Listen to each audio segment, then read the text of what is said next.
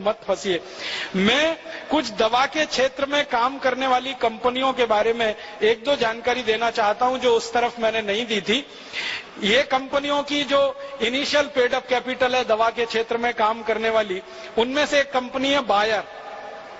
उसकी मूल पूंजी इस देश में 6 लाख रुपए है बस, और उसका एक साल का नेट प्रॉफिट 154 करोड़ रुपए। दवा के क्षेत्र में इतना मुनाफा होता है। इसी तरह से एक कंपनी है साइनामिड, उसकी मूल पूंजी इस देश में 40 लाख रुपए है और उसका नेट प्रॉफिट 115 करोड़ रुपए। इसी तरह से एक विदेशी कंपनी है, उसका नाम है सीवागाइगी, मूल पूंजी 70 लाख है और एक साल का प्रॉफिट 114 करोड़ रुपए, और ये टैक्स देने के बाद का प्रॉफिट है।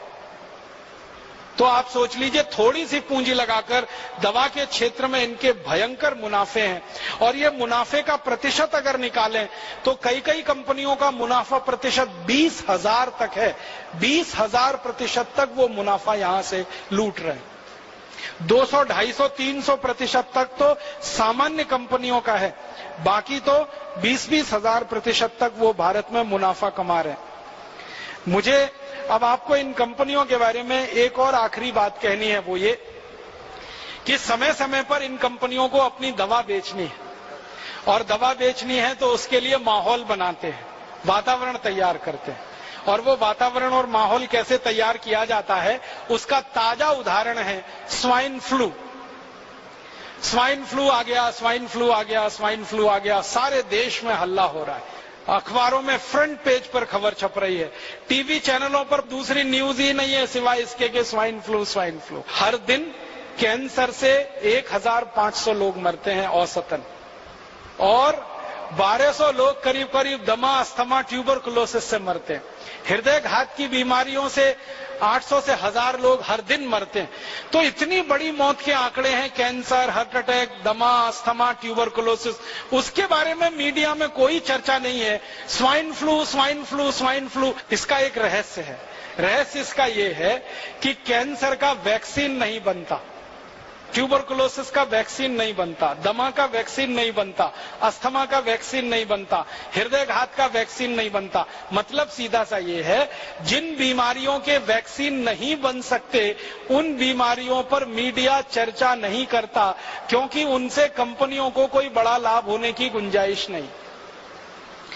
स्वाइन फ्लू का वैक्सीन बन सकता है, एवियन फ्लू का वैक्सीन बन सकता है, सार्स का वैक्सीन बन सकता है, और थोड़े दिन पहले एक बर्ड फ्लू आया था, उसका वैक्सीन बन सकता है। तो एवियन फ्लू है, बर्ड फ्लू है, सार्स है, स्वाइन फ्लू है, इन सब बीमारियों के वैक्सीन बन सकते हैं और वैक्सीन बनकर बाजार में बिक सकते हैं, और इसमें विदेशी कंपनियों को मुनाफा बहुत भयंकर है। इसलिए मीडिया में ये सारी खबरें बाकायदा प्रायोजित तरीके से दिया जाती है, छपवाई जाती है, बनवाई जाती है। एक अमेरिकन कंपनी है, वो स्वाइन फ्लू की दवा बनाती है, टेमी फ्लू, और जानकारी ये मिली है कि टेमी फ्लू दवा को बनाते समय वायरस जो है अनकंट्रोल्ड हुआ, नियंत्रण के बाहर हुआ, और उसने स्वाइन फ्लू को फैलाना शुरू किया सारी दुनिया। माने एक अमेरिकन कंपनी की बदमाशी से, एक अमेरिकन कंपनी की गैर जिम्मेदारी से स्वाइन फ्लू का वायरस सक्रिय हुआ और सारी दुनिया के 30 देशों को उसने अपनी चपेट में लिया। अब वो 30 देश हैं, वो टेमी फ्लू के ग्राहक हो गए। वायरस निकला अमेरिका से, ग्राहक हो गए उनके दुनिया के 30 देश के लोग। अब वो सब लोग जिनको स्वाइन फ्लू होने की संभावना है या हो गया है, डॉक्टर उनको एक ही दवा लिख रहे हैं, टेमी फ्लू खाओ, टेमी फ्लू खाओ, टेमी फ्लू खाओ। जो विद्वान डॉक्टर हैं और जो इन कंपनियों के चक्कर में नहीं फंसते हैं, ऐसे भी कई डॉक्टर हैं, वो बता रहे हैं कि टेमी फ्लू बिल्कुल मत खाओ, क्योंकि आपने टेमी फ्लू खाया तो ये स्वाइन फ्लू का जो वायरस है, ये स्ट्रक्चर बदलने में माहिर है, तुरंत नया स्ट्रक्चर ले सकता है और वो नए स्ट्रक्चर में रेजिस्टेंस आ सकता है, फिर कितना भी टेमी फ्लू खाना ठीक ही नहीं होने वाले। तो ऐसा पूरे देश में आतंक और माहौल फैला दिया। और ये आतंक और माहौल के दो ही उद्देश्य हैं। पहला उद्देश्य है ज्यादा से ज्यादा टेमीफ्लू दवा बेचना, जो पिछले 10 साल से इस कंपनी ने उत्पादन करके गोडाउन में भरी हुई है। अब वो गोडाउन खाली करना है। अब ये गोडाउन कोई ऐसा गोडाउन नहीं है जो टूथपेस्ट का हो, रोज इस्तेमाल करें और फेंक दें। ये गोडाउन तो तभी खाली होगा जब कोई दवा का आतंक हो, वायरस का आतंक हो और डर हो और दहशत हो। डर, दहशत और आतंक के चलते आदमी मजबूर हो जाता है महंगी से महंगी दवा खाने के लिए और महंगे से महंगा इलाज करने के लिए। तो ये स्वाइन फ्लू का वायरस इसी तरह का एक प्रोपेगेंडा है। मुझे तो एक ही बात कहनी है, वो ये कि ये स्वाइन फ्लू नहीं है, मीडिया फ्लू है। मीडिया ने पैदा कर दिया। मैं आपको एक पुरानी जानकारी देना चाहता हूं, बहुत गंभीर है। आप उससे अंदाजा लगाइए कि ये कंपनियां कितनी निकृष्ट हैं, कितनी नराधम हैं। सन 1916 से 1918 के बीच में 2 साल में दुनिया भर में एक बीमारी फैली, एवियन फ्लू। वो ऐसा ही था जैसे स्वाइन फ्लू है। और उस बीमारी के फैलने से सारी दुनिया में कुछ लोग प्रभावित हुए। जो लोग प्रभावित हुए उनकी संख्या बताई जाती है 4.5 करोड़। 4.5 करोड़ लोग उसमें प्रभावित हो गए। और 4.5 करोड़ लोग जो प्रभावित हुए, फिर मैंने ये जानने की कोशिश की कि मरे कितने उसमें से, तो मात्र 6,000 लोग मरे थे। मात्र 6,000 लोग मरे थे। अब उसके बाद क्या हुआ कि ये एवियन फ्लू का वायरस फैला और इसमें 6,000 लोग मर गए, सारी दुनिया में आतंक फैल गया। उस आतंक के चक्कर में एक अमेरिकन कंपनी ने वैक्सीन बना दिया एवियन फ्लू का, और वो वैक्सीन धड़ल्ले से सारी दुनिया में बेचा उन्होंने। और आपको सुनकर दुख होगा, उस वैक्सीन को लगवाने के बाद 60 लाख लोग मर गए दुनिया में, और पता नहीं कितने अपंग हो गए, कितने विकलांग हो गए। बीमारी आने से 6,000 लोग मरे। बीमारी का वैक्सीन बना और उस वैक्सीन को सारी दुनिया में भेजा गया, फैलाया। सबसे ज्यादा अफ्रीका के देशों में, सबसे ज्यादा लैटिन अमेरिका के देशों में, ब्राजील में, मैक्सिको में, चिली में, कोस्टारिका में, कोलंबिया में, फिर अफ्रीका में, नाइजीरिया में, सोमालिया में, इथियोपिया में, दक्षिणी अफ्रीका में, रोडेशिया में। तो अफ्रीका, लैटिन अमेरिका और भारत में भी हुआ था। उसका वैक्सीन का अंधाधुंध प्रचार हुआ, अंधाधुंध बिक्री हुई। 60 लाख लोग वैक्सीन लगने के बाद मर गए। उसका क्या? एवियन फ्लू में तो 6,000 लोग मरे, वैक्सीन लगने के बाद इतने। माने वैक्सीन कितने खतरनाक हो सकते हैं, उसका ये अंदाजा आप लगाइए। अब एवियन फ्लू का वैक्सीन आया और इतने लाख लोग मर गए। अब स्वाइन फ्लू का वैक्सीन आने वाला है और वो वैक्सीन हिंदुस्तानी और दुनिया भर के लोगों को धड़ाधड़ लगाया जाएगा। क्यों? क्योंकि स्वाइन फ्लू का वायरस जो फैला है, वायरस से ज्यादा डर फैला है, आतंक फैला है, दहशत फैली है। तो हर आदमी तैयार बैठा है वो वैक्सीन लगवाने के लिए। और एक व्यक्ति को वैक्सीन लगाने का खर्चा वो बोलते हैं 3,000 रुपए आएगा।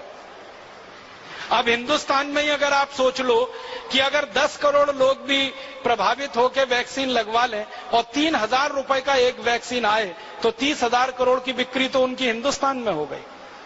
अफ्रीका में, लैटिन अमेरिका के देशों में अगर हो जाए, हजारों करोड़ का माल बेचेगी एक कंपनी। और इस कंपनी के पास पेटेंट है 20 साल तक, तो कोई दूसरी कंपनी उस वैक्सीन को बना के नहीं बेच सकती 20 साल तक। और इसी कंपनी के पास दवा का भी पेटेंट है 20 साल का, तो टेमीफ्लू दवा को कोई दूसरी कंपनी नहीं बनाकर बेच सकती 20 साल तक। तो 20 साल तक एक ही अमेरिकन कंपनी की मोनोपोली रहेगी और उस मोनोपोली पर हजारों करोड़ रुपए वो लूटेंगे लोगों के दिलो दिमाग में। इसलिए स्वाइन फ्लू का दहशत, आतंक और डर बिठाया जा रहा है। और मैं इसी संदर्भ में और एक छोटी सी बात करूंगा। आपको याद है थोड़े दिन पहले इस देश में एक आतंक फैलाया गया, hepatitis B, hepatitis B, hepatitis B, hepatitis B. और आतंक और डर इतना फैला कि हिंदुस्तान के लाखों करोड़ों लोगों ने उसका वैक्सीन लिया। आप में से भी किसी ने लिया होगा, बहुत लोगों ने लिया।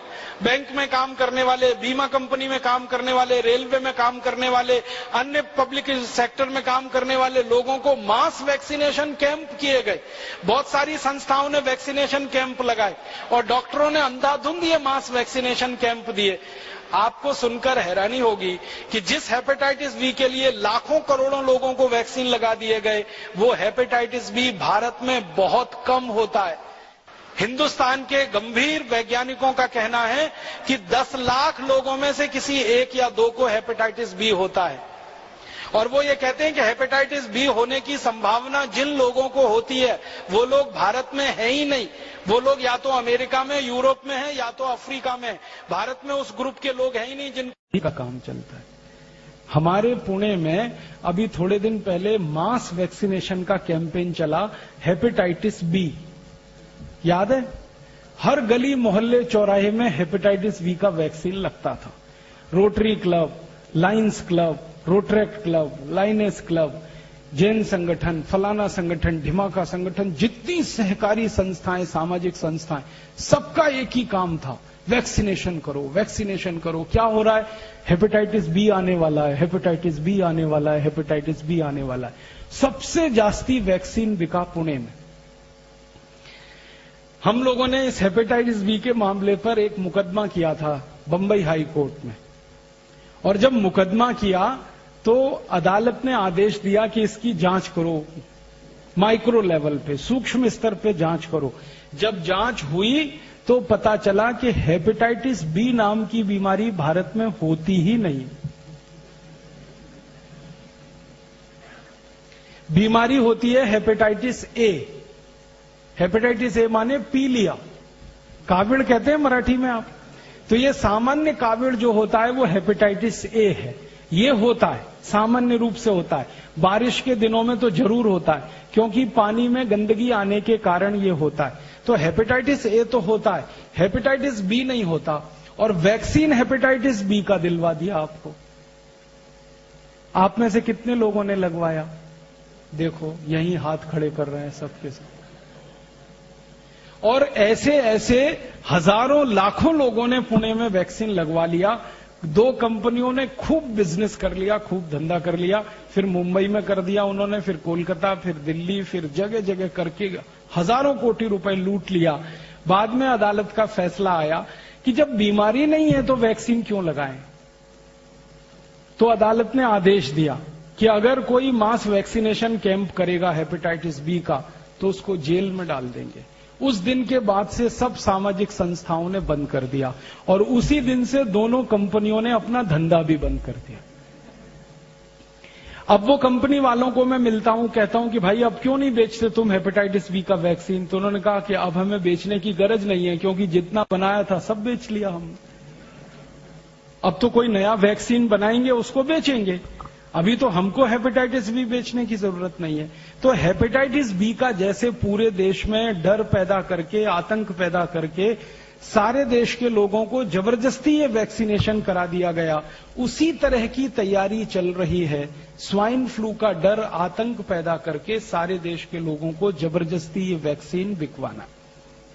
अब डर मुझे इस बात का है, दुख इस बात का है कि हेपेटाइटिस बी का वैक्सीन तो 500-700 रुपए का होता था, कहीं कहीं पे 1000 रुपए का था। ये स्वाइन फ्लू का 3000 रुपए का है। कंपनी को अंदाजा लग गया है कि 500-700 1000 का वैक्सीन लगवा सकते हैं तो 3000 का भी लगवा सकते हैं। बस डर बैठा दो कि तुम मर सकते हो, तुमको ऐसा हो सकता है, तुमको वैसा हो, जिनको ये हो सकता है। और आपको सबको मालूम है, जो बात गंभीर है वो ये कि जितनी भी वैक्सीन दी जाती है उन वैक्सीनों में उन बीमारियों के ही जीवाणु रहते हैं जिस बीमारी के लिए वो वैक्सीन दी जाती है। अब देखिए कैसा साजिश और कैसा षड्यंत्र है। एक तो बीमारी होती नहीं, होती है तो बहुत कम लोगों को होती है, और होने के पीछे का जो कारण है कि वो कीटाणु और जीवाणु मरते ही नहीं है उस दवा में भी, और वो हमको अंधाधुंध लगाया गया। लाखों करोड़ों का बिजनेस करके कंपनी ने मुनाफा कमा लिया। जो स्वामी जी कहते हैं कि सामान्य प्राणायाम करें, योग करें, तो उसी से हम ठीक कर सकते हैं अपने आप को। उसके लिए लाखों करोड़ों रुपए इस देश में बर्बाद हो गए। हम लुट गए, हमारी आंखों के सामने लूट लिया लोगों ने, हमको मूर्ख बना के लूट लिया। तो कभी हेपेटाइटिस बी के नाम पे, कभी स्वाइन फ्लू के नाम पे, कभी एवियन फ्लू के नाम पे, कभी सार्स के नाम पर, कभी बर्ड फ्लू का कितना आतंक फैलाया था थोड़े दिन पहले। हजारों लाखों मुर्गियां इस देश में कट गई। परिणाम जानते क्या हुआ? मुर्गियों की कमी पड़ गई तो सरकार ने विदेशों से मुर्गी इंपोर्ट करना शुरू कर दिया। अंडों की कमी पड़ गई तो विदेशों से अंडे खरीदने शुरू कर दिए इन्होंने। और अब ये स्वाइन फ्लू के नाम पे बता रहे हैं सुअर को काट रहे हैं, फिर थोड़े दिन में सुअर की कमी होगी तो सुअर का मांस विदेशों से खरीदेंगे, हिंदुस्तान में बिकेगा। ये सारे के सारे मार्केट की उनकी रणनीति है। धंधा करना है, माल बेचना है, उनको आपके स्वस्थ रहने से, बीमारी से कोई लेना देना पुणे नगर के और पुणे जिले के सभी भारत स्वाभिमान के सम्माननीय कार्यकर्ता मित्रों, मंच पर आसीन आदरणीय दादा भाई जोशी जी, बापू भाई, अन्य सभी सम्माननीय लाड भाई, मैं आप सबका आभार व्यक्त करता हूं इसलिए कि मात्र एक दिन के नोटिस पर यह कार्यक्रम हुआ, कल दोपहर को तय हुआ और आप सब इतनी बड़ी संख्या में यहां हैं, तो इसके लिए आपका आभार व्यक्त करता हूं। दूसरा, मैं आपसे थोड़ी देर स्वाइन फ्लू पे बात करूंगा, थोड़ी देर भारत स्वाभिमान के विषय पे बात करूंगा। पहले स्वाइन फ्लू पे बात करके इस विषय को पूरा करना चाहता हूं, फिर बाद में भारत स्वाभिमान के विषय पे बात करूंगा। स्वाइन फ्लू एक बीमारी के बारे में हम सब बार बार सुन रहे हैं, पढ़ रहे हैं अखबारों में, टीवी में, मीडिया में, और डर बैठ गया है, दहशत बैठ गई है मन में। पुणे में तो बहुत ज्यादा। थोड़े दिन पहले मार्च के महीने में ऐसा दिल्ली में भी हुआ था, दिल्ली में बहुत दहशत हो गई थी मार्च 2009 में। इसी तरह से थोड़े दिन पहले मद्रास में भी हुआ था, फिर थोड़े दिन पहले इसी तरह से हैदराबाद सिकंदराबाद में हुआ था। तो भारत के जो बड़े बड़े शहर हैं, जहां पर पैसे वाले लोग रहते हैं, जहां पर परचेजिंग कैपेसिटी ज्यादा है, लोगों की क्रय शक्ति बहुत है, ऐसे स्थानों पर अक्सर ये माहिती फैलाई जाती है या फैल जाती है और लोग डर में और दहशत में आ जाते हैं। पुणे में इतना डर और दहशत हो गया है कि सरकार ने सारी शालाएं बंद कर दी हैं, हॉस्पिटल सिर्फ खुले हुए हैं, बाकी सब बंद है। मैं बार बार पुणे आता रहता हूं। मेरी जिंदगी में पुणे की सड़कों पर इतना आराम मैंने कभी नहीं देखा। कोई है नहीं सड़क पर चलने वाला, सब घर में बैठे हैं, सबको दहशत हो गई है। और दहशत एक ही है कि पता नहीं हमको ये वायरस का इन्फेक्शन हो जाएगा और फिर हमको बीमारी हो जाएगी और हम मर जाएंगे, क्योंकि ऐसा बताया जा रहा है कि इससे मरने की शक्यता है। शरीर की प्रतिकारक शक्ति इतनी कम हो जाती है कि कोई भी व्यक्ति मर सकता है। फिर आपको न्यूज़पेपर से ये माहिती मिली होगी कि पुणे में कुछ लोग मर गए हैं और भारत में भी कुछ लोग मर गए हैं। तो भारत सरकार की ये जो माहिती है कि कुछ लोग मर भी गए हैं, उसने और डर पैदा कर दिया है। और विशेष रूप से पुणे में किसी एक डॉक्टर की मृत्यु हुई थोड़े दिन पहले, उसने सारे देश में चर्चा बहुत कर दी इसकी कि डॉक्टर मर गया तो फिर पेशेंट का क्या है। अच्छा, मैं आपको एक छोटी सी माहिती कह के ये बात शुरू करना चाहता हूं कि मैं दिल्ली से आया परसों आया शाम को। तो दिल्ली हवाई अड्डे पे फ्लाइट पकड़ने के लिए जब मैं आ रहा था तो कुछ परिचित लोग मिल गए मुझे हवाई अड्डे पे। तो उन्होंने मुझे पूछा, आप कहाँ जा रहे हैं? तो मैंने कहा पुणे जा रहा हूं। क्यों जा रहे हैं? मैं कहा भाई मेरा व्याख्यान है वहां पे, इसके लिए जा रहा हूं। तो उन्होंने कहा मरने के लिए जा रहे हैं क्या? मैं बोला क्या पुणे में सब मर रहे हैं? वो बोले हाँ, वहां पे स्वाइन फ्लू फैला हुआ है, सब लोग ऐसी हालत में है। तो बाहर वालों को ऐसा लगता है पूरे पुणे में शमशान घाट बन गए हैं, सब मर रहे हैं, हॉस्पिटल में हैं, कुछ काम नहीं हो रहा है। ऐसी इमेज बन गई है पुणे की, ये सारी इमेज मीडिया ने बनाई है। मैं आपको कुछ वास्तविक बात बताना चाहता हूं, कुछ सच्चाई है जिसको आपके साथ शेयर करना चाहता हूं, इस दृष्टि से कि आप सब योग शिक्षक हैं, हर दिन आप कक्षाएं लेते हैं, हर दिन आपके योग और प्राणायाम सीखने वाले आपके पास लोग आते हैं। तो आप ये माहिती दूसरों को कहें जो मैं आपसे शेयर करना चाहता हूं। सबसे पहली माहिती कि स्वाइन फ्लू नाम की जो बीमारी फैलती है वो एक वायरस से, उस वायरस का नाम है H1N1। ये जानकारी आप सबको है, लेकिन जो महत्व की माहिती है वो ये है कि ये वायरस भारत का नहीं है, ये विदेशी है, परदेशी है। और ये जो बीमारी है स्वाइन फ्लू, ये भी देशी बीमारी नहीं है, ये भी विदेशी है, परदेशी है।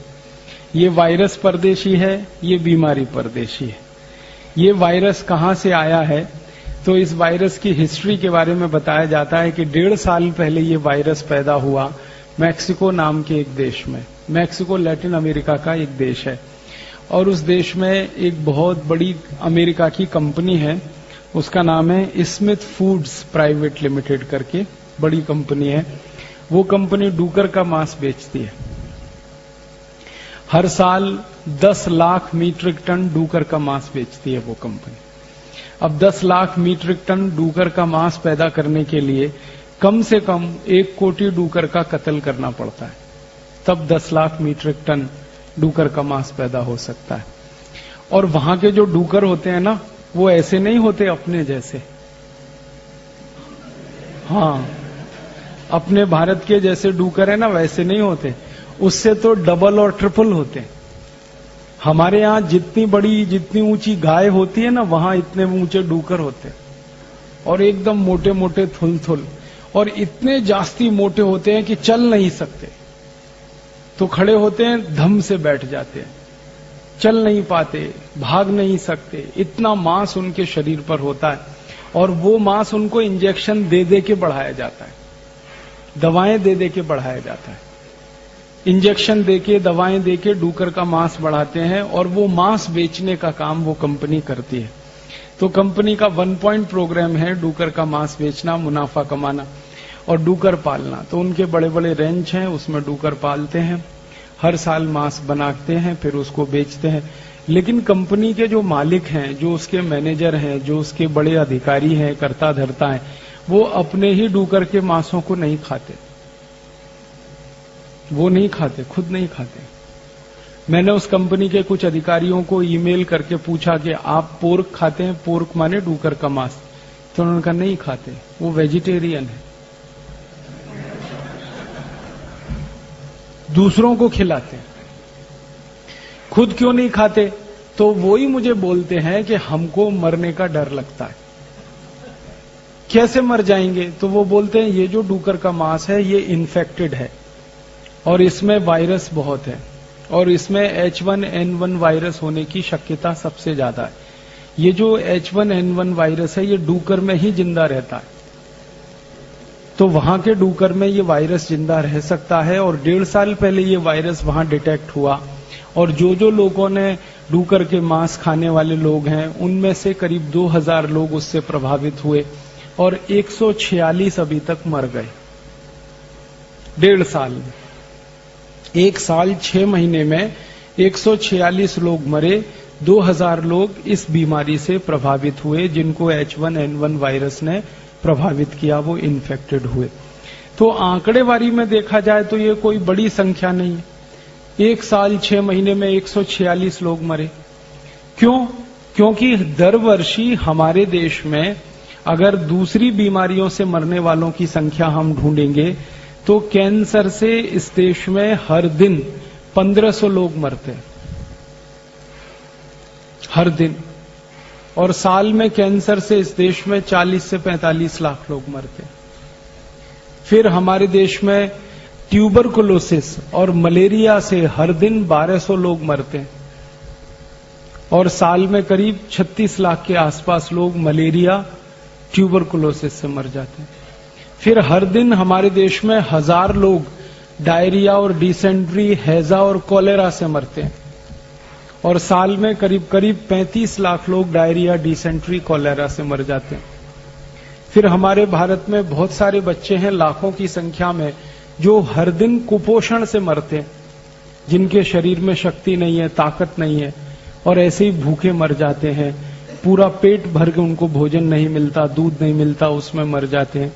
तो मरने वालों की संख्या तो बहुत है, कैंसर से मरने वालों की संख्या तो बहुत है, मलेरिया से मरने वालों की संख्या तो बहुत है, ट्यूबरकुलोसिस से मरने वालों की संख्या तो बहुत है, डायरिया, डिसेंट्री से मरने वालों की संख्या तो बहुत है, अनेक दूसरी बीमारियों से। लेकिन वो बीमारियों पर हमारे देश के न्यूज़पेपर में फ्रंट पेज पे खबर नहीं आती। कैंसर से मरने वालों के बारे में कभी भी न्यूज़पेपर में और मीडिया में इतनी चर्चा नहीं होती जितनी स्वाइन फ्लू की हो रही। ट्यूबरकुलोसिस से मरने वालों की चर्चा कभी भी इतनी नहीं होती मीडिया में जितनी स्वाइन फ्लू की हो रही है। कारण जानते हैं क्या है? कैंसर की, ट्यूबरकुलोसिस की, डायरिया की, डिसेंट्री की कोई वैक्सीन नहीं बन सकती। जिन बीमारियों की वैक्सीन नहीं बनती, उन बीमारियों के बारे में मीडिया में चर्चा नहीं होती, भले उसमें मरने वालों की संख्या कितनी भी जास्ती हो। लेकिन जिन बीमारियों में वैक्सीन बन सकती है और मरने वालों की संख्या बहुत थोड़ी होती है, उसकी चर्चा बहुत होती है। कारण क्या है? जब बीमारी की चर्चा होगी तो लोगों में डर पैदा होगा, दहशत पैदा होगी।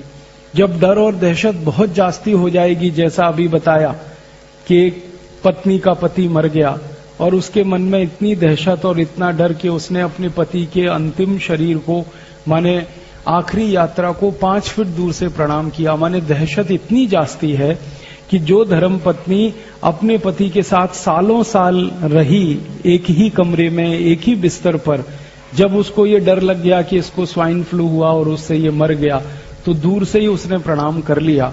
ये हद है, ये लिमिट क्रॉस हुई है डर की, दहशत की।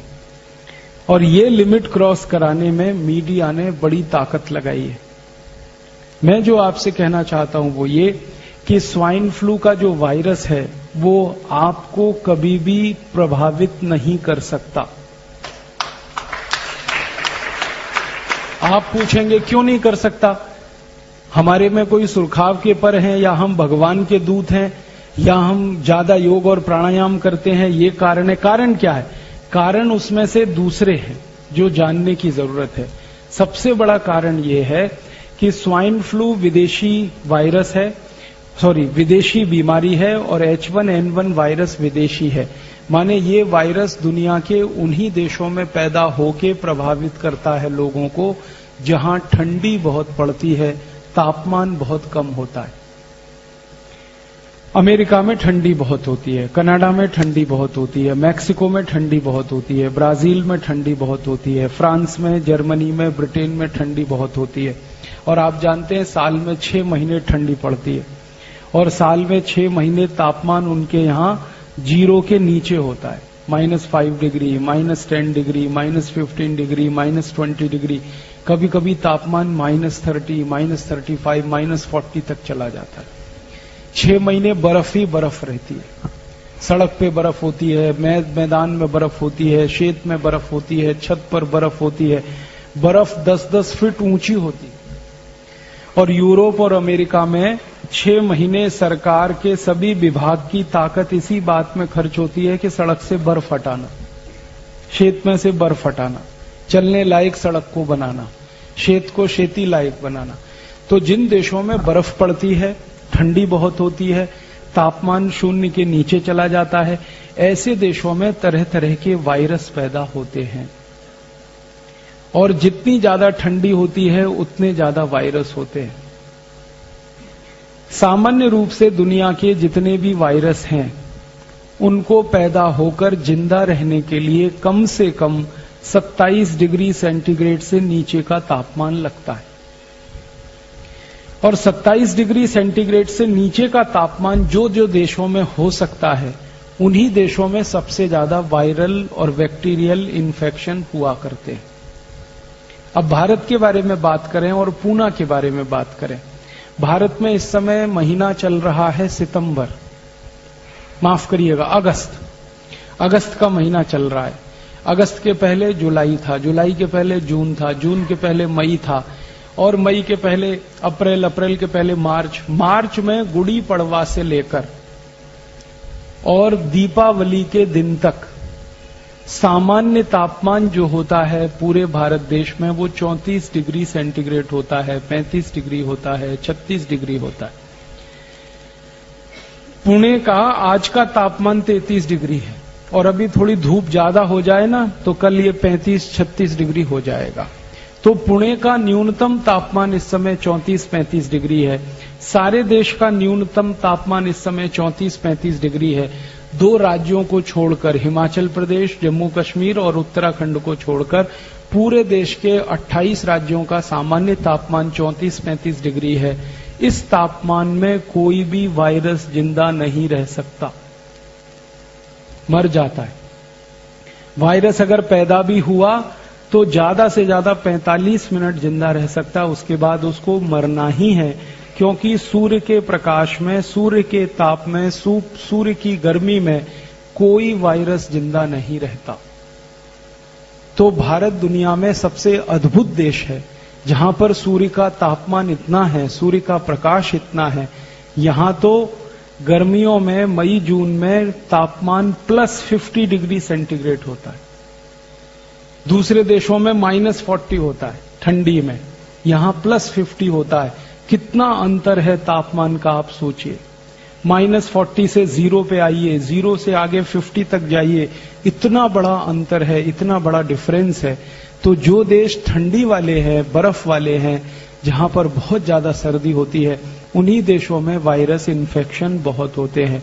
भारत गर्म देश है, गर्मी वाला देश है, उष्णकटिबंधीय देश है। भगवान ने भारत को ऐसा बनाया है कि सूर्य का ताप इतना तेज है इस देश में, इसकी कल्पना जो है हम तब कर पाते हैं जब हम माइक्रोबायोलॉजी जैसे विषय में पढ़ने के लिए जाएं।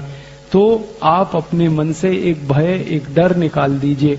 आपके शहर में, पुणे के पूरे जिले में, पूरे महाराष्ट्र में, पूरे भारत में, जम्मू कश्मीर, हिमाचल और उत्तराखंड को छोड़कर कहीं भी ये वायरस हो नहीं सकता, क्योंकि तापमान इतना ज्यादा है।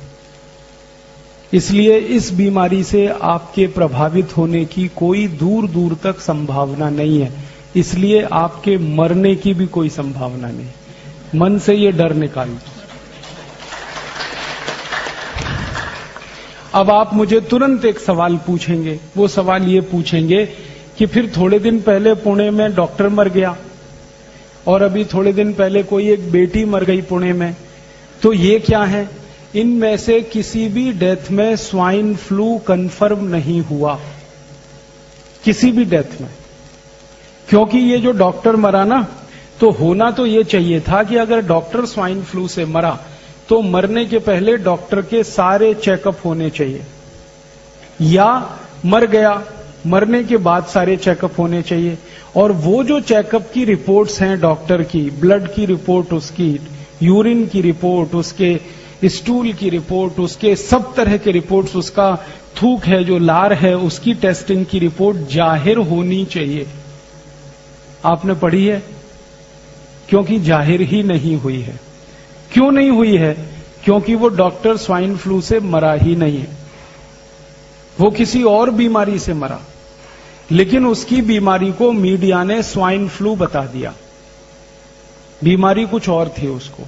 इसी तरह से एक थोड़े दिन पहले छोटी बेटी मरी यहां पुणे में, उसके भी ब्लड की कोई रिपोर्ट टेस्ट हुई नहीं, कोई कंफर्मेशन नहीं है कि उसको स्वाइन फ्लू हुआ था, और मीडिया ने बता दिया वो स्वाइन फ्लू से मर गई। भारत देश में अब तक जितनी भी मृत्यु हुई है उसकी संख्या 11 है। 11 मृत्यु जितनी हुई है, सबके बारे में मैं खोजने की कोशिश कर रहा हूं। किसी की भी कंफर्म रिपोर्ट नहीं है कि उनको स्वाइन फ्लू था। हां, उनकी रिपोर्ट में यह था कि उनको साधारण फ्लू था। साधारण फ्लू और स्वाइन फ्लू में अंतर है। साधारण फ्लू में क्या होता है? सर्दी होती है, खोखला होता है, जुकाम होता है, नाक से पानी आता है, आंख से पानी आता है, गले में दर्द होता है, गला बैठ जाता है, आवाज भी नहीं निकलती है, कभी कभी टेम्परेचर आ जाता है, फीवर आ जाता है, लेकिन फीवर कभी भी 101 डिग्री से ऊपर क्रॉस नहीं कर पाता। शरीर में हल्का फुल्का दर्द रहता है, बहुत थकान लगती है, बहुत कमजोरी लगती है। ये साधारण फ्लू बीमारी के लक्षण हैं। और ये बीमारी हर बार होती है बारिश के दिनों में, इसमें नई कोई बात नहीं है। पिछले साल बारिश आई थी तब भी ये बीमारी हुई थी, अगले साल बारिश आएगी तब भी ये बीमारी होगी। और भारत में उत्तर से दक्षिण, पूरब से पश्चिम सब जगह होती है। तो ये साधारण फ्लू बीमारी होगी शायद ये 11 लोगों को। फिर आप बोलेंगे साधारण फ्लू में मौत हो सकती है क्या? कभी कभी होती है। कब? जिस व्यक्ति को साधारण फ्लू हो जाए और उसके पहले उसको कोई गंभीर बीमारी हो चुकी हो। जैसे मैं उदाहरण से बताता हूं, मान लीजिए किसी को बहुत समय से टाइफाइड हो, ठीक है। अब टाइफाइड हो और टाइफाइड शायद ठीक होने वाला हो, तब तक उसको फ्लू हो गया हो। उस कंडीशन में वो आदमी मरने की स्थिति में पहुंच सकता है। इसी तरह से लंबे समय किसी को मलेरिया का बुखार आया और मलेरिया के बुखार में उसी को फ्लू हो गया, मलेरिया ठीक हुआ तब तक उसको फ्लू हो गया, उस कंडीशन में उसकी मृत्यु हो सकती है। एक बहुत खराब बुखार होता है, ज्वर होता है, ताप होता है, जिसको मस्तिष्क ज्वर कहते हैं, इंसेफेलाइटिस कहते हैं। इसमें अगर कोई व्यक्ति फंस गया हो और थोड़े ही दिन के बाद उसको फ्लू इन्फेक्शन हो जाए, वायरल इन्फेक्शन हो जाए, तो उसकी मृत्यु हो सकती है, क्योंकि इन तीनों कंडीशन में ब्लड में प्लेटलेट्स बहुत तेजी से कम हो जाते हैं और उसके बाद प्लेटलेट्स बढ़ाने के लिए एलोपैथी में कोई दवा नहीं है। तो इसलिए एलोपैथी का कोई भी पेशेंट या डॉक्टर इस तरह से अगर चक्कर में आ गया तो उसका मरना 100% तय है। इसमें कोई आश्चर्य की बात नहीं है, क्योंकि जब तेजी से प्लेटलेट्स गिरते हैं और एलोपैथी के पास कोई दवा नहीं है प्लेटलेट्स बढ़ाने की, तो वो मर ही जाएगा। और मैं 99.99% कहता हूं पुणे का डॉक्टर ऐसे ही मरा है। उसके ब्लड प्लेटलेट्स बहुत तेजी से गिर गए और पहले उसको एक बड़ी बीमारी का इन्फेक्शन हो चुका था, उसके बाद फ्लू हो गया, मर गया। तो मीडिया ने उसको छाप दिया कि वो स्वाइन फ्लू से मर गया। क्योंकि मीडिया को इसमें क्या इंटरेस्ट है, अखबार वाले ये जो खबर छाप रहे हैं इसके लिए उनको पैसा मिल रहा है। मीडिया में काम करने वाले मेरे बहुत सारे दोस्त हैं। दिल्ली में एक बहुत बड़ा अंग्रेजी अखबार है, उसका एक एडिटर है जो मेरा बहुत अच्छा दोस्त है। मैंने उसको एक दिन पूछा कि तुम्हारे अखबार में 15 दिन से हर दिन हेडलाइन छप रही है कि स्वाइन फ्लू पुणे में फैल गया, स्वाइन फ्लू वहां फैल गया, स्वाइन फ्लू वहां फैल गया, 11 मर गए, अब तक इतने प्रभावित हो गए। ये जो खबर तुम दे रहे हो, इस खबर में तुम मुझे कोई 1, 2, 3, 10, 20, 50 लोगों के नाम दे दो, पते दे दो जिनको स्वाइन फ्लू हो गया है, मैं उनके घर वालों से मिलना चाहता हूं। तो कहने लगे वो नहीं है हमारे पास। मैं पूछा फिर खबर कैसे छाप रहे हो? कहने लगा खबर तो ऊपर से आ रही है। मैं बोला ऊपर से कहां से आ रही है? तुम्हारे ऊपर कौन है? तो उसने कहा मैं तो एडिटर हूं, लेकिन मेरे ऊपर अखबार का मालिक है। आप जानते हैं एडिटर मालिक के नीचे होता है। कहने लगा मालिक के यहां से खबर आ रही है और मालिक के यहां से ये आदेश आ रहा है कि ये पहले पेज पे खबर लगनी चाहिए और ऐसी जगह लगनी चाहिए जहां सबकी नजर पड़ती है। फिर मैंने पूछा इसमें खास बात क्या है जो पहले पेज पे लगनी चाहिए? तब उसने कहा इस खबर के साथ चेक भी आता है, ड्राफ्ट भी आता है, पैसे आते हैं और जितने ज्यादा बड़े अमाउंट का चेक आता है उतने ही बोल्ड लेटर्स में हम इसको छापते। फिर मैंने पूछा भाई तू ये बता कि कौन देता है ये चेक और ड्राफ्ट? तो उसने कहा एक कंपनी देती है। वो कंपनी कौन है? तो उसने तो मुझे नाम बता दिया, मैं नहीं बताऊंगा आपको। उसने कहा कि एक अमेरिका की कंपनी है, वो हमको चेक देती है, ड्राफ्ट देती है।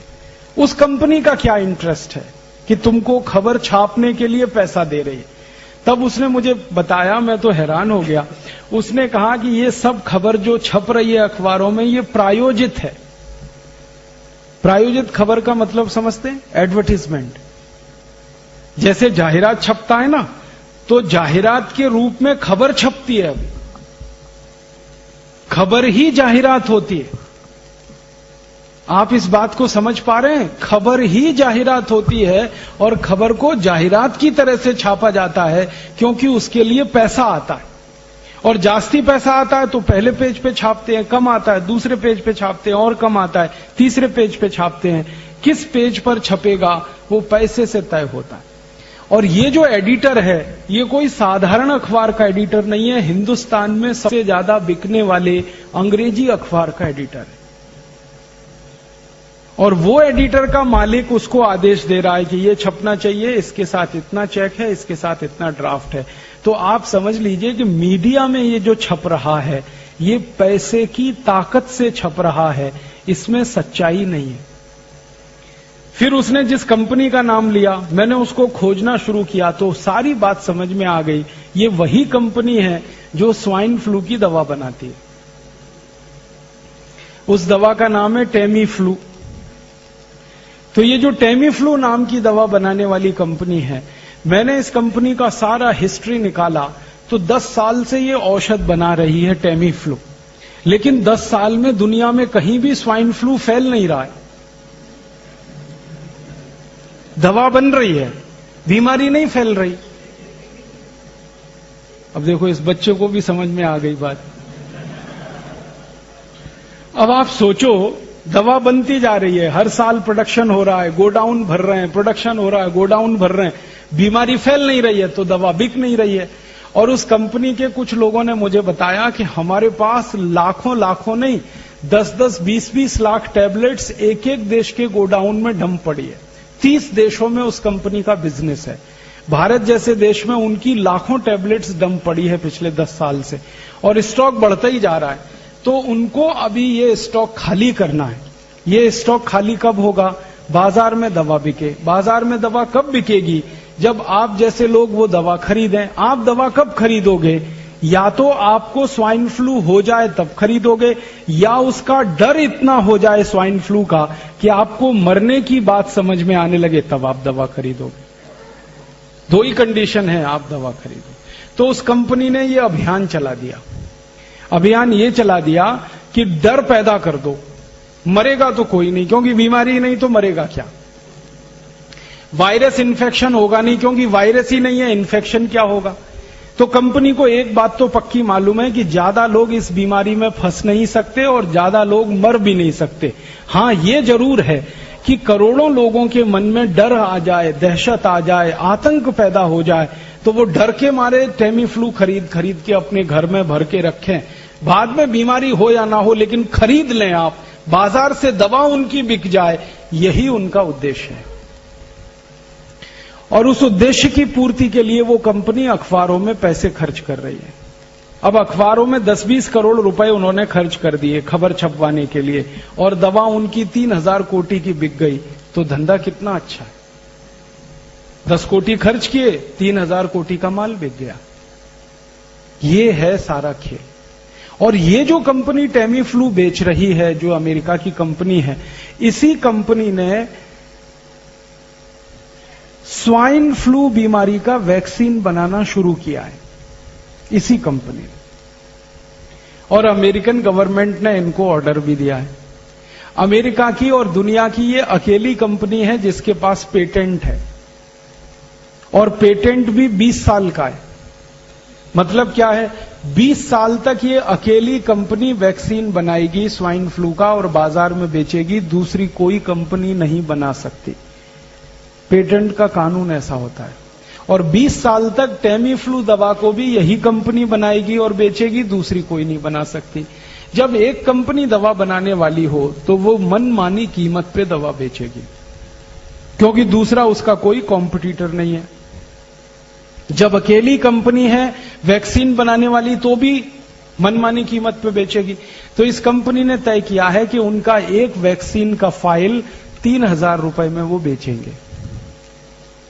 तो 3000 रुपए में उनका वैक्सीन बिकेगा अभी थोड़े दिन में बाजार में।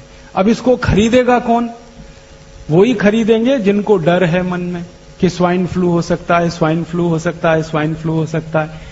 अब ये डर हिंदुस्तान में तो बहुत लोगों को है, लेकिन जिनके पास पैसे ही नहीं है उनके डरने से फायदा भी नहीं है। ये डर तो झारखंड में भी है लोगों को, ये डर तो बिहार में भी है, बंगाल में भी है, लेकिन उस कंपनी को कोई मजा नहीं है झारखंड, बिहार, बंगाल में। वो कहते हैं कि वहां डर हो भी तो क्या फायदा, किसी के पास 3000 रुपए तो हो वैक्सीन खरीदने के। क्योंकि झारखंड, बंगाल, बिहार के लोग कहेंगे कि 3000 रुपए हो तो हम तो चावल खरीद के खाएंगे, वैक्सीन खरीद के क्यों लगवाएंगे। अब ये 3000 रुपए का एक वैक्सीन कौन खरीद सकता है? ये पुणेकर खरीद सकते हैं, क्योंकि पुणे में रहने वाले लोगों के पास थोड़ा अभी जास्ती पैसा आ गया। आपको मालूम है पिछले 8-10 साल से पुणे में बहुत पैसा आया। आप जानते हैं फॉरेन इन्वेस्टमेंट आया, विदेशी पूंजी निवेश हुआ, फिर देशी पूंजी निवेश भी हुआ, डोमेस्टिक इन्वेस्टमेंट भी आया। और हिंदुस्तान में इस समय किसी एक शहर में हाईएस्ट इन्वेस्टमेंट है पर ईयर तो वो पुणे है। दूसरे नंबर पे बेंगलोर अभी है। पहले एक जमाने में बेंगलोर होता था, अब पुणे नंबर 1 पे। एक जमाना होता था कि मुंबई में इन्वेस्टमेंट होता था, अभी मुंबई किसी की पसंद की जगह नहीं है, क्योंकि मुंबई में एक्सपेंशन की गुंजाइश नहीं है। जहां एक्सपेंशन हो सकता है वो वही जगह है जहां जमीन खाली हो। पुणे मुंबई के बीच में बहुत जमीन खाली है, पुणे सतारा के बीच में बहुत जमीन खाली है, सतारा सांगली के बीच बहुत जमीन खाली है, इसलिए ज्यादा डेवलपमेंट यहीं हो रहा है, पैसा यहीं आ रहा है। जहां ज्यादा पैसा आता है वो पैसा समाज में घूमता है और वो घूमने के बाद लोगों की क्रय शक्ति बढ़ा देता है, परचेजिंग कैपेसिटी बढ़ा देता है। पहले पुणे के लोग अपनी जिंदगी चलाते थे 5,000 रुपए महीने में, अब उनकी जिंदगी चलती है 15,000 रुपए महीने में, 20,000 रुपए महीने में। तो ये जो परचेजिंग कैपेसिटी बढ़ी है पुणे की, इसकी माहिती कंपनी वालों को है, क्योंकि उन्होंने सर्वे करा लिया।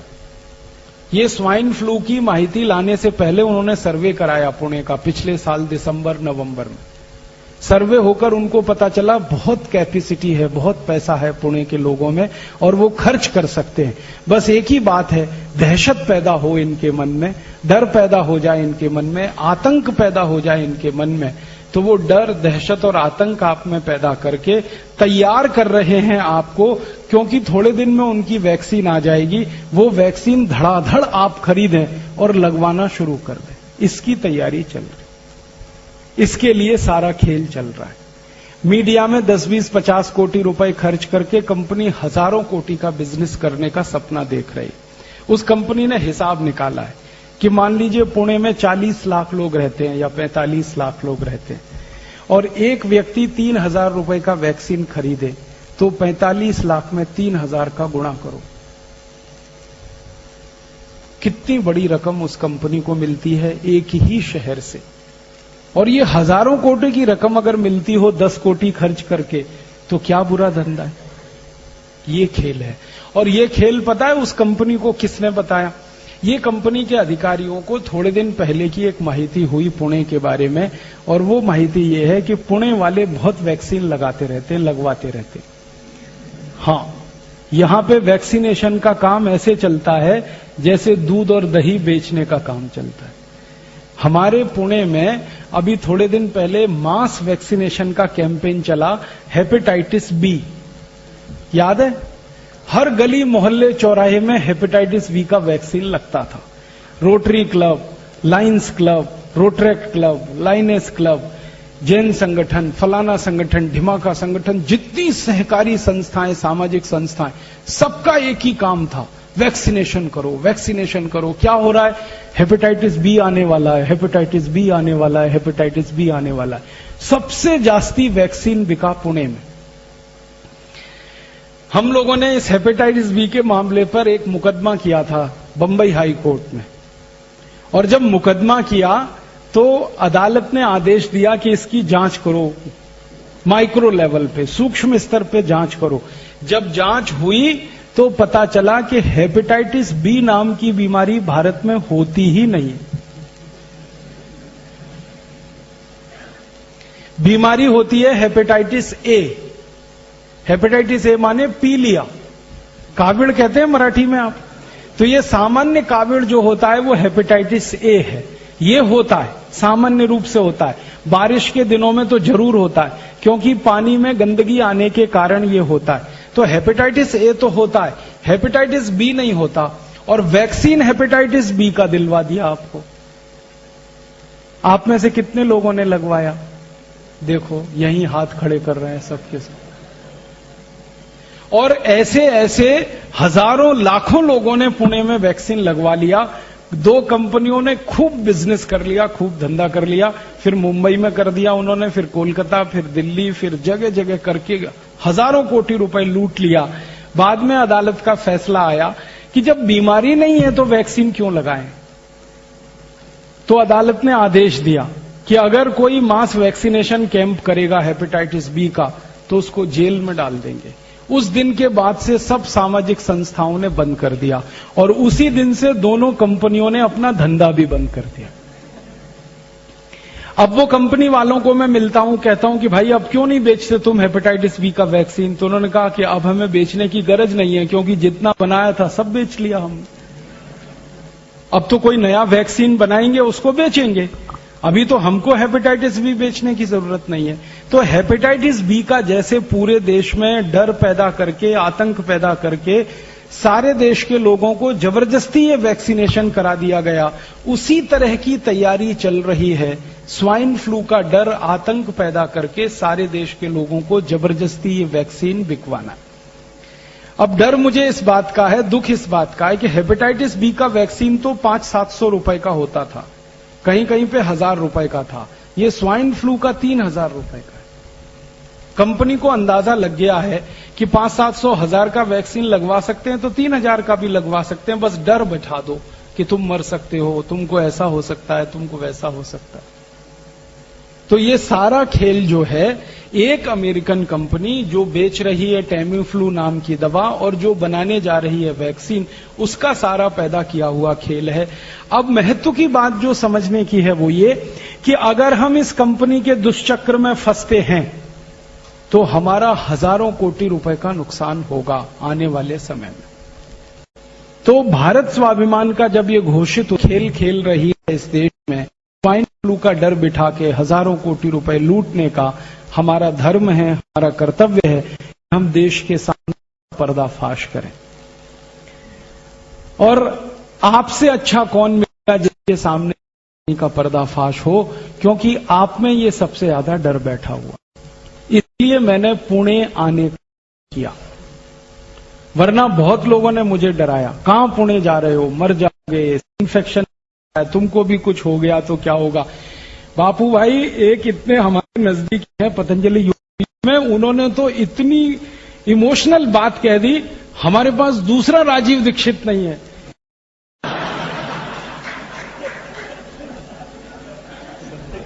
तो मैंने कहा इसका मतलब क्या है, तो उसने कहा नहीं देंगे हम आपको,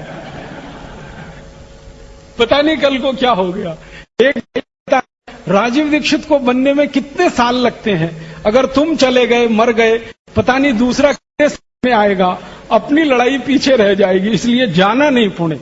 तब मैंने उसको समझाया कि ये लड़ाई को जीतने के लिए ही मैं पुणे जा रहा हूं,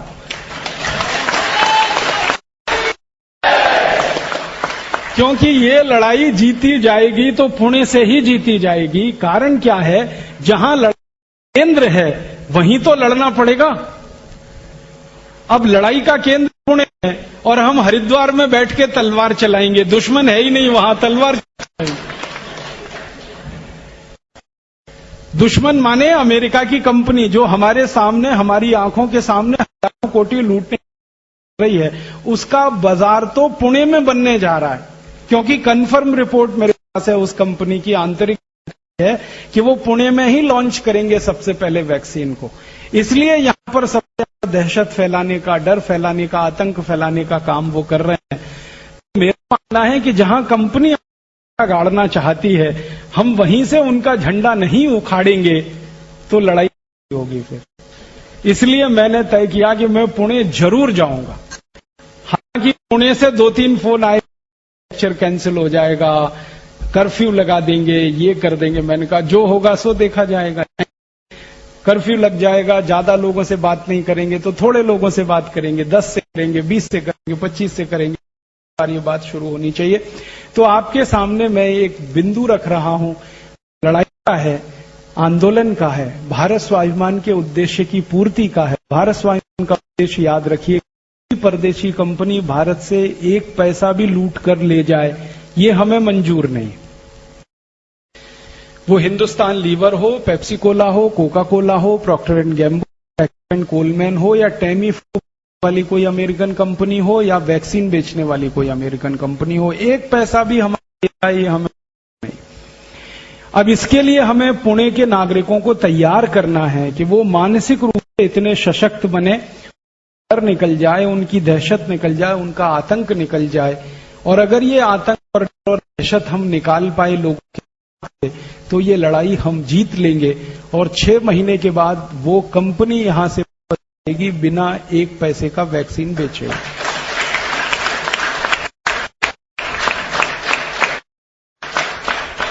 इस लड़ाई में आपका सहकार चाहिए, आपका सहयोग चाहिए। तो आप बोलेंगे हम कर सकते हैं। सबसे पहले तो आपके दिमाग से डर निकालिए कि आपको स्वाइन फ्लू हो सकता है, कभी नहीं हो सकता। आपको अपनी गारंटी पे कह रहा हूं, पूरे पतंजलि योगपीठ की गारंटी कह रहा हूं, हम पूजनीय स्वामी जी की गारंटी पे कह रहा हूं, आपको नहीं हो सकता। से निकाल दीजिए, क्यों नहीं हो सकता? 3 कारण लीजिए। स्वाइन फ्लू सबसे ज्यादा वहां होता है जहां ठंडी होती है, और आप ऐसे शहर में रहते हैं जहां ठंडी नहीं, गर्मी है, 34-35 डिग्री तापमान है। स्वाइन फ्लू के जिंदा रहने के लिए 27 डिग्री से कम तापमान चाहिए। दूसरा, स्वाइन फ्लू उन लोगों में मल्टीप्लाई कर सकता है जो सुअर का मांस खाते हैं, डूकर, क्योंकि ये डूकर में ही जिंदा रहता है। ये वायरस ही डूकर का वायरस है। सारी दुनिया में इसको डूकर वायरस ही कहते हैं, पिग वायरस कहते हैं। तो जो डूकर का मांस खाते हैं, पोर्क खाते हैं, उन्हीं के शरीर में, उन्हीं के ब्लड में इस वायरस के जिंदा रहने की शक्यता सबसे जास्ती होती है, और प्रवेश करने की शक्यता सबसे जास्ती होती है। और मैं मानता हूं कि कम से कम आप में से तो कोई डूकर का मांस नहीं खाता, किसी का भी नहीं खाते आप तो डूकर का तो सवाल ही नहीं है। और पुणे में भी अगर 100 लोगों को आप ढूंढोगे तो 100 में से शायद कोई एक मिलेगा जो डूकर का मांस खाता हो, वो भी शायद नहीं मिलेगा। तो पुणे ज्यादा मांसाहारी लोगों का शहर नहीं है, और डूकर का मांस तो यहां ज्यादा बिकता भी नहीं है, मुझे मालूम है पहले से। इसलिए पुणे में इस वायरस के होने की शक्यता बिल्कुल नहीं है। और तीसरी और आखिरी बात कि ये वायरस अगर घुस भी गया अपने शरीर में तो नाक के रास्ते जाएगा, मुंह के रास्ते जाएगा। मुंह में ये जो लार होती है ना, लालारस, ये इतना जबरदस्त है कि कोई वायरस इसमें जाते ही मर जाता है। भगवान ने ऐसा बनाया हुआ है। मैं आपको एक मोटी सी माहिती देता हूं जो हमेशा याद रखिए। वायरस को जिंदा रहने के लिए एसिडिक मीडियम चाहिए, अम्लीय माध्यम चाहिए। अम्लीय चीजें जितनी होती हैं दुनिया में, उनमें वायरस जिंदा रहने की शक्यता बहुत होती है। और जो चीजें क्षारपण होती हैं, एल्केलाइन होती हैं, उनमें वायरस जीवित नहीं रहते। हमारे मुंह की जो लार है ना, ये बहुत क्षारीय है, बहुत ज्यादा एल्केलाइन है, इसमें कोई वायरस जिंदा नहीं रह सकता।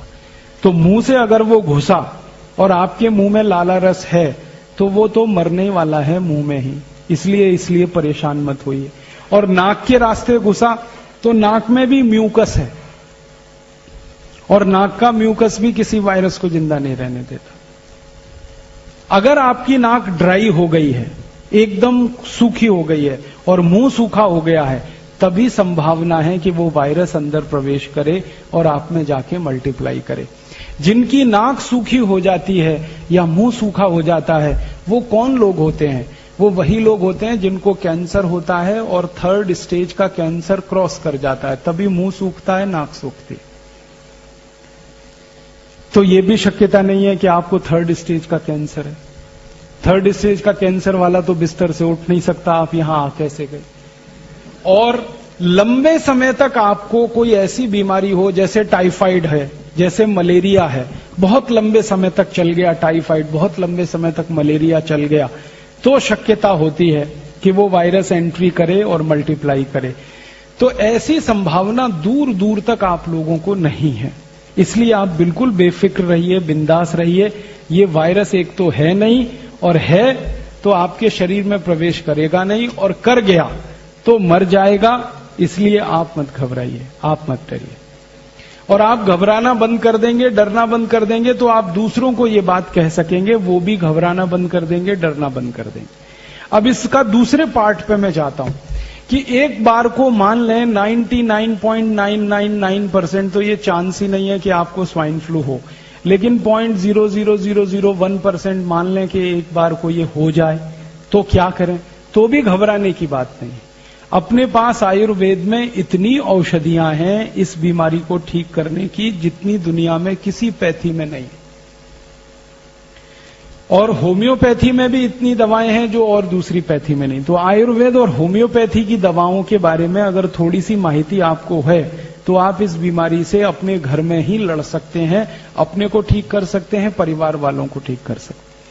आयुर्वेद में जो सबसे अच्छी औषधि है इस बीमारी के लिए वो है गुड़वेल और तुलसी, तुलस और गुड़वेल। गुड़वेल का काढ़ा, तुलस का काढ़ा बना के अगर कोई भी पी ले तो इस बीमारी से मुक्त हो जाएगा। और गुड़वेल का और तुलसी का काढ़ा बीमारी होने से पहले पी ले तो बीमारी आने का दूर दूर तक चांस नहीं है। प्रिवेंटिव भी है, क्यूरेटिव भी है। गुड़वेल आसानी से मिलती है, तुलस सबके घर में उपलब्ध है, इसमें कोई बहुत खर्चा होता नहीं। गुड़वेल की लकड़ी खरीदें 2-3-4 रुपए में आसानी से मिल जाती है।